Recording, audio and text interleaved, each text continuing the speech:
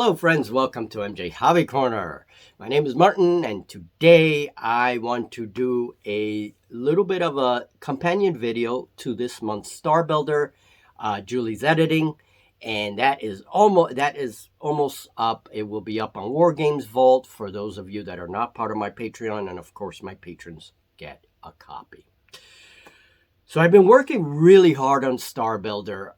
There's a lot of reasons why I created Star Builder, and partly because I felt that there was something missing in my sci-fi games. Now, everything in Star Builder is my own opinion, my own game style. It's not a way of trying to say, this is how you should play your space games or whatever. It's none of that. It's my own opinions. But there was something missing.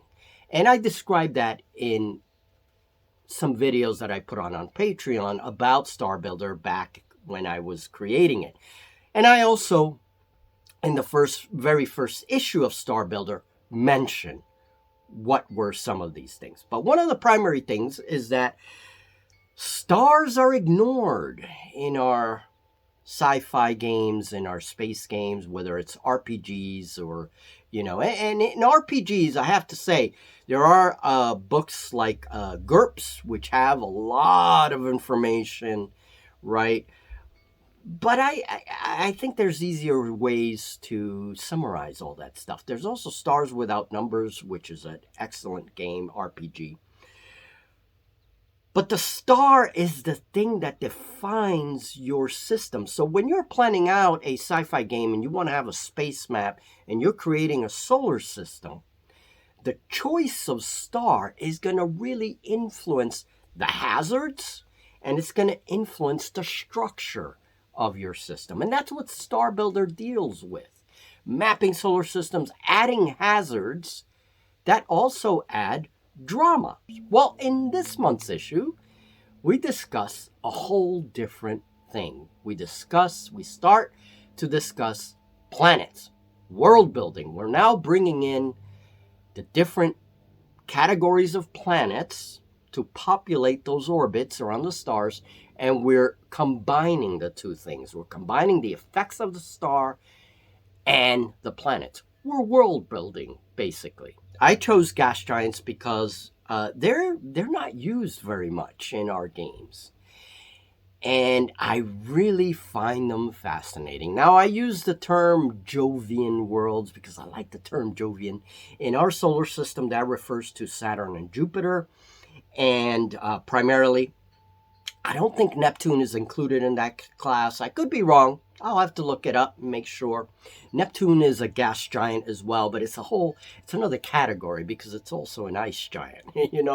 We'll discuss planets like Neptune in the next issue. But basically, I'm using Jupiter and Saturn as a model for our fiction, and I found a way, based on that information and the rule of cool and my own imagination, to create a sort of way of mapping the atmospheres for these Jovian worlds, and that will allow us to create fiction, to create harvesting operations, mining operations. They could be alien or they could be human, whatever you want them to be. And I do provide some examples in this month's issue of Star Builder. And using my scratch builds to bring these concepts to life on the tabletop, I talk about war games and I talk about RPG. This issue did concentrate a lot on war games, customized kind of exotic games taking place in these alien atmospheres. So give Star Builder a chance. Check it out. Star Builder is all the conceptual information for sci-fi that I use, and Scratch Builder Monthly is the physical thing that brings these concepts to life. So both these zines go hand in hand.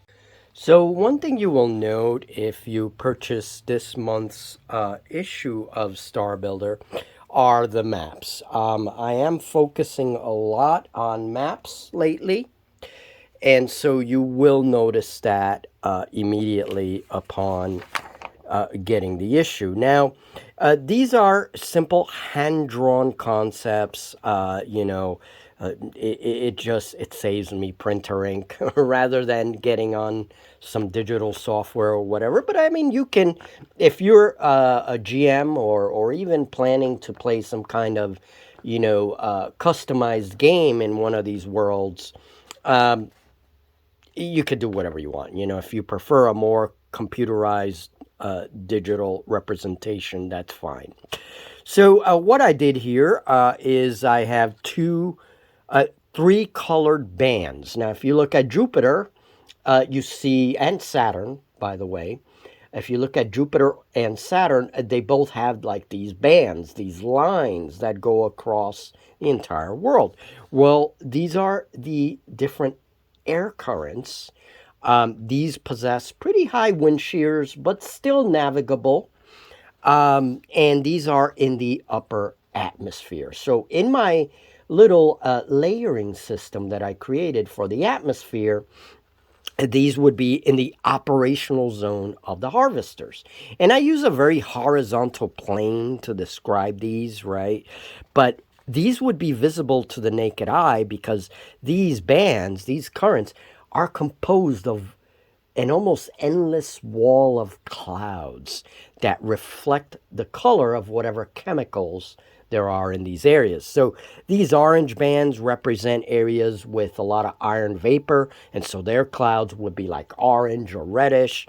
And you have the pale zone, which that's what I called it here, and these are composed of ammonia and silicates. So they're like gray and whitish, right? Gray, blue, whitish, similar to our own Earth's clouds, except these are composed of ammonia, right? And then you have like storms moving out, and I used a randomizer right down here.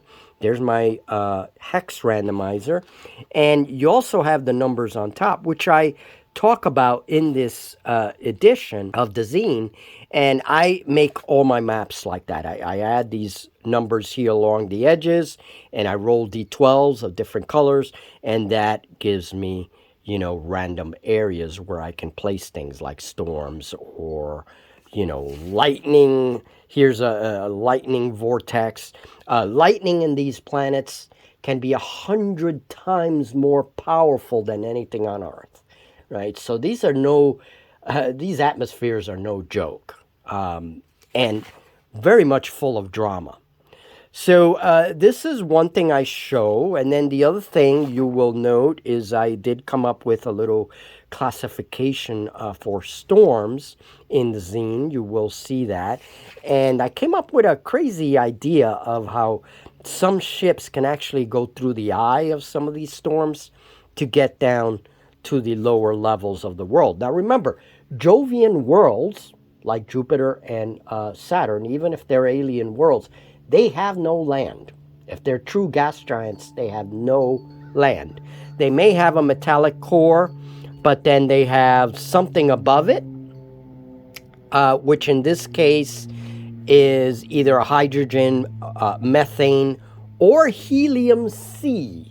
That's right. It can be that exotic. So you can have a hydrogen ocean or whatever, due to the pressures and the conditions in these deep layers. But the other thing is that this is more of an abyssal zone.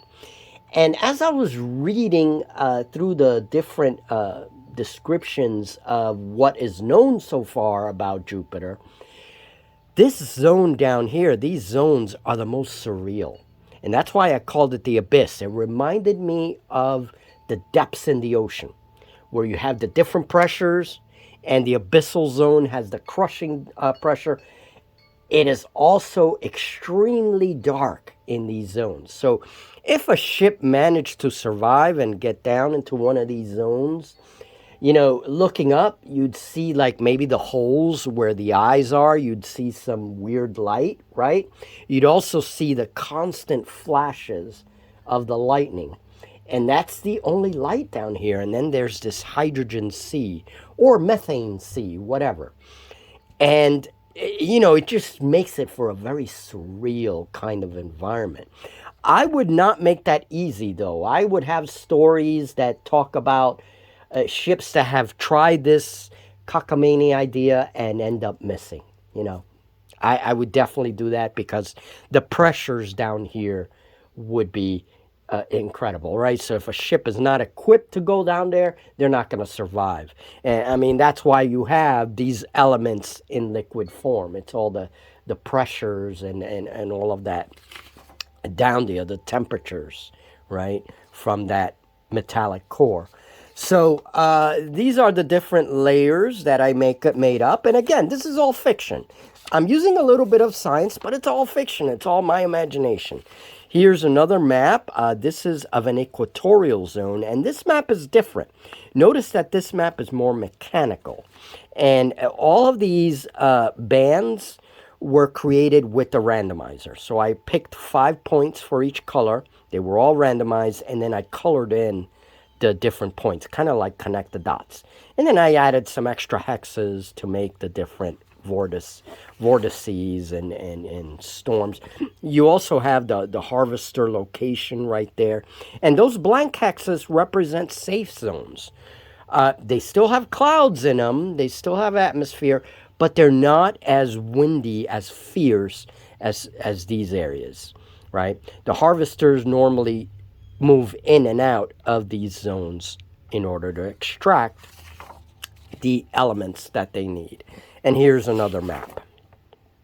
Okay, so these are different ways. These corridors, as I explain in the zine, are also safe zones where harvesters and other ships can move through safely between bands. So, and then the arrows represent the direction of the wind current. You see how the big arrows are pointing which way the wind is going. All right. So you're going to see a lot of that. You're also going to see a lot of tables for generating gas giants. I made up a lot of tables. I've been experimenting with these for a while. We have RPG effects. We also have wargaming effects, you know, for like scenarios. We have resource values. Just a lot of different things to give you as much information as possible. And then we have the cards for this month. This is a new deck that I will be creating. And this is planetary decks for brainstorming worlds. Basically world building deck, right? And these can be connected with the existing star cards that I have. We have a Mega Storm card. And one of the big things, one of the big changes is that I added a descriptive oracle to most of the cards. So these are just words, nouns, adjectives, verbs, and basically when you're solo role-playing, these could be used as an oracle to help you out during a solo role-play session. I'll have to make another video to show how these things are used. Now, I use my own terrain, my own scratch builds for the photos. I said this in a previous video. I'm trying to avoid using AI graphics and anything like that. But if I do, I will mention it in the zine so people know that I'm using that kind of stuff. I mean, these days, AI is everywhere. Even in the, digital tools that programs have, it's everywhere. But I try to use my own scratch builds and pictures of that instead of, graphics that I may find on Canva. All right. As much as possible. That's what I try to do. So we have a brown dwarf star. We have the cold Jovian with wargame implications. These are cards that are useful for games. One is wargame and combat implications, visual table ideas. And, well, you're going to see. You're going to get a bunch of stuff. And I'll show how to use these cards in a future video, okay? Because this is going to be a slightly different deck. All right, we have an example Jovian Giant that is tidally locked. So there it is, and those are some of the things you'll find in Star Builder June issue. Now, we got to have some layers to the atmosphere and some physical components that we can use to map. Now, There's Simon, who comes for a visit every time. Hello, Simon. So basically, what I did was I chose different layers of actual atmosphere here on Earth. And these are things that are also used to describe Jupiter and Saturn. We have the stratosphere, which is basically the highest layer of the atmosphere. And here you'll have the slower, it's a calmer area. And this is the entry point to your gas giant. Now, here you can have high-tech airships, remote airships, or even balloons, like weather balloons and that kind of thing. But these would be space age, right? Make sure they're like powered by AI, and they're just high-tech stuff that's out there monitoring and surveying the atmosphere to locate the best harvesting zones, the safest, quote unquote, safest, right? Then we have the troposphere, and this is what I decided would be the upper level of the atmosphere, or operational zone, where most of the harvesters will do their thing. All right, this is where all the gas mining is. Now, this layer could be as thin or as deep as you want it to be. All these layers can be as thin or as deep as you want them to be, right? Following the troposphere, we have an altosphere, and this is what I decided was kind of a middle point. Now, I would make this area inaccessible. I would make this area really violent. This area is the area that's most affected by the rotation of the planet, which can be very fast, and by a lot of the heat that's rising from the core, independent from the star, so that's why gas giants could be in the frost zone of an outer system, but still be warm enough to have liquid hydrogen seas. It's because of that interplanetary heat, right? So, and that also contributes to the massive storms as well, the differences in cold and hot that occur in these worlds.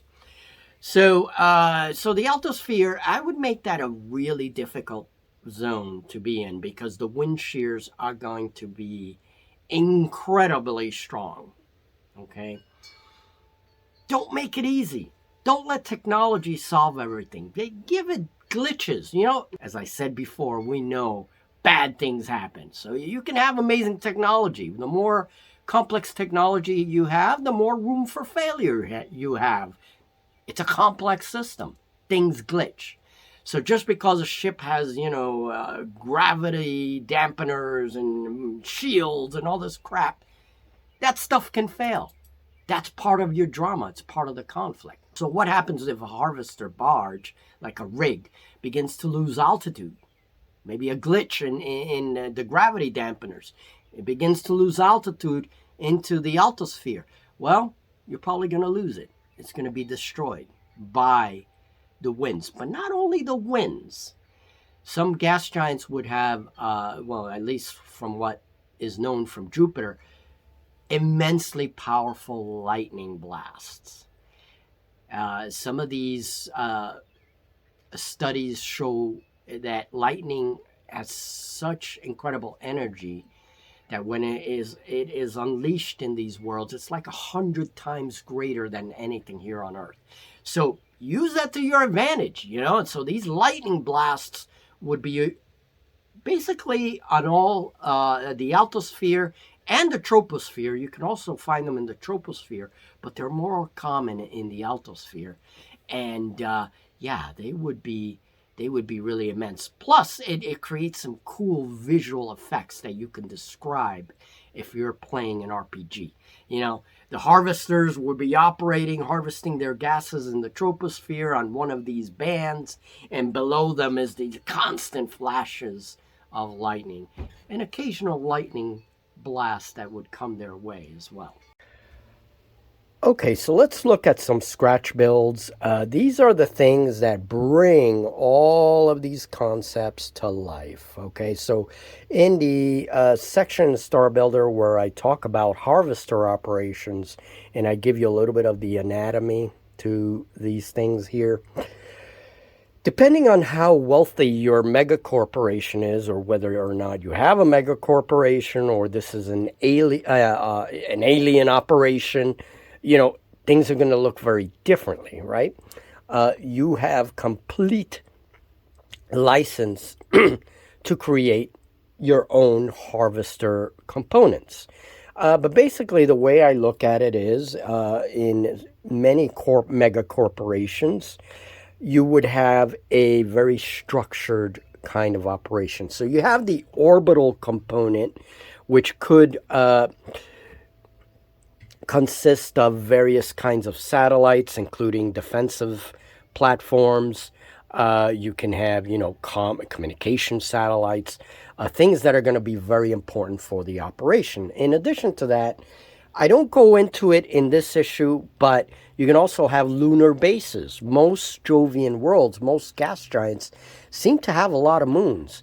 And so when they have a lot of moons like that, because they're such massive worlds, and keep in mind that Jupiter being very big, there are worlds out there that are much larger than Jupiter. So these could be massive worlds.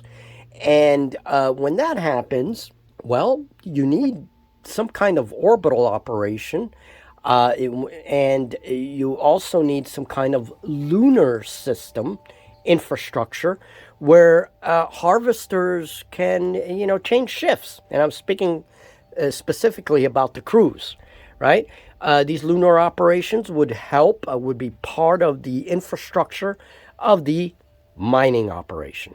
Right? So we're mining gases instead of stone. So basically we have tankers. These would come in and out of orbital space stations that would be specifically designed to assist particular harvesters. And so we have two tanker types here, and I think this is the one that I mentioned in Star Builder. So the tanker operations are going to be very important. They take the gases out of the actual harvesters and transport them to the stations, where the gases go through additional refinery process. These would be industrial stations, right? That's the way I envision it. And then you have the harvesters themselves. Now, there are two kinds of major vessels. Something like this that's more like a ship, right? And I go into it in Star Builder. I give the anatomy. These things not only harvest the gases, but they have a refinery, a built-in refinery to begin the refinement process of the different gases. Remember, these gases contribute a myriad of fuels and industrial grade chemicals to whatever space society you have thriving in the system. So once you place that gas giant on the map, that could mean a lot of resources. So these guys come in, dock with these, get the gases out. This one has 6 different tanks, and these ships are massive. They're not small, and so are these vessels. And so these will transport things out of orbit and into whatever, you know, station there is up there. And once finished, these things would also be responsible to distribute them across different worlds. And then we have orbital security forces, which is down here.